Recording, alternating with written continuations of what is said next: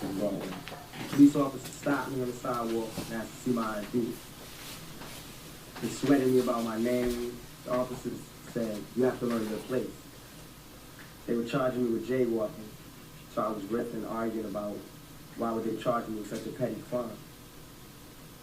So I kept yelling, asking them to give me my citation, let me go about my business. Next thing I know, my face was being buried into the concrete and I was laying face down in the gutter, waking up from being unconscious in cuffs with blood on my face, and I'm going to jail for resisting arrest. That's harassment to me, that I have to be stopped in the middle of the street and checked like we're in South Africa and asked for my ID.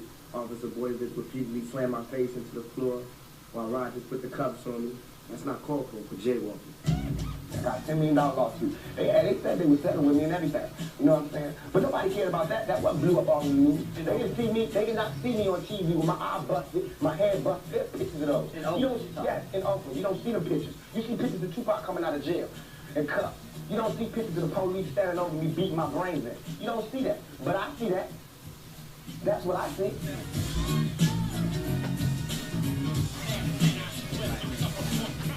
We have seen what they did to Rodney King. The whole world has seen what happened to Rodney King. Hold up. Baby, let me show you what they did to Tupac Shakur. All that movie, that didn't mean nothing to OPD. I was still an NIWGA, and they proved it. And if you can see this, Mr. Cameraman, all this is scars I go to my grave with. I can see These are it. learn to be a nigga scars. You're suing 10 mil.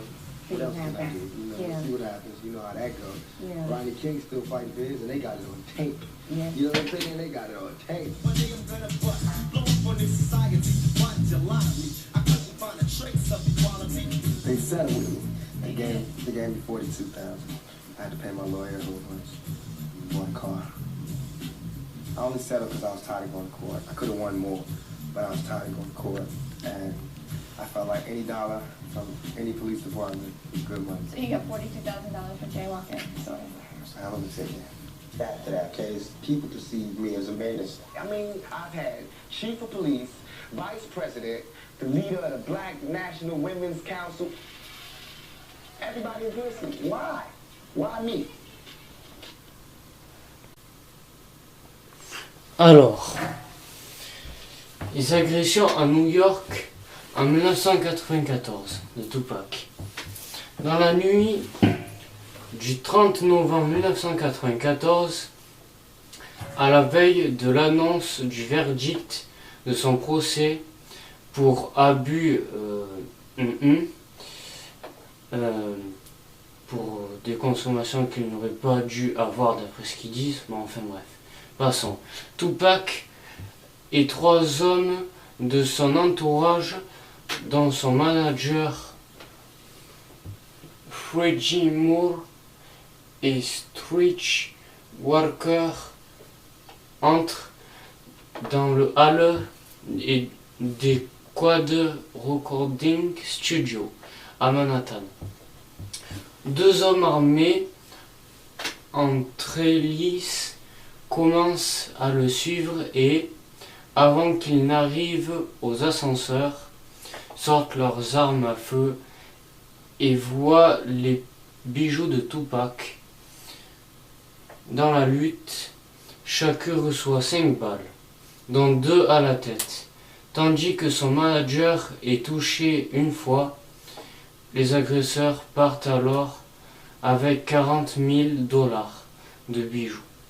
Plus tard, Tupac accuse Sean Combs, désolé si je vais mal dire, André Hallhill et The Notorious après Big, voilà, c'est Notorious Big, sur lequel il tombe nez à nez juste après l'agression. Tupac décrira la scène comme très étrange, rapportant que personne parmi eux n'a bougé le petit doigt pour l'aider et qu'ils le regardaient finement comme s'il était étonné qu'il soit encore en vie. Shakur soupçonne également son ami et associé, Randy Stage et Walker d'être impliqués dans la tentative de meurtre selon les médecins de l'hôpital Bellevue où Tupac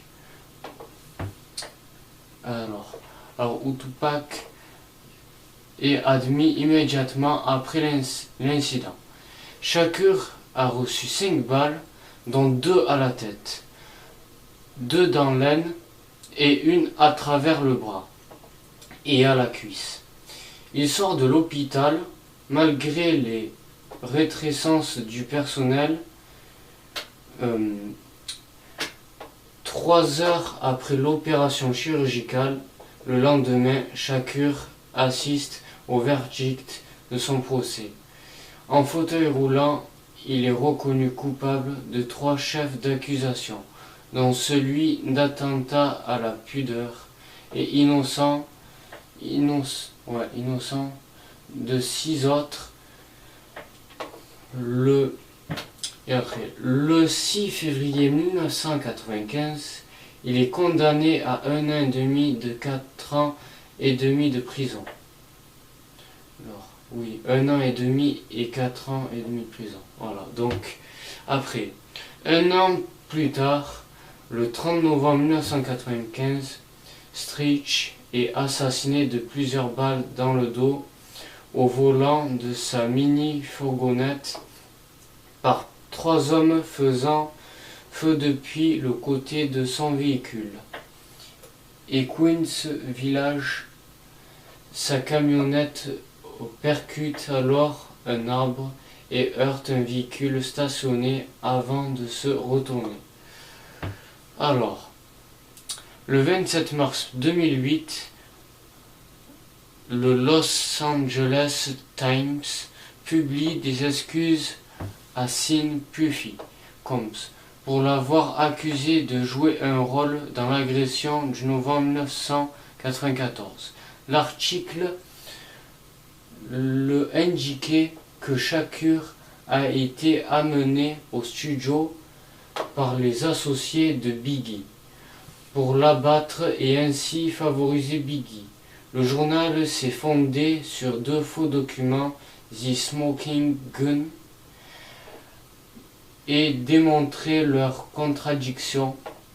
Le 15 juin 2011, Dexter Isaac, un meurtrier déjà incarcéré, publie un communiqué où il explique avoir été engagé par l'agent James Rosemond en 1994.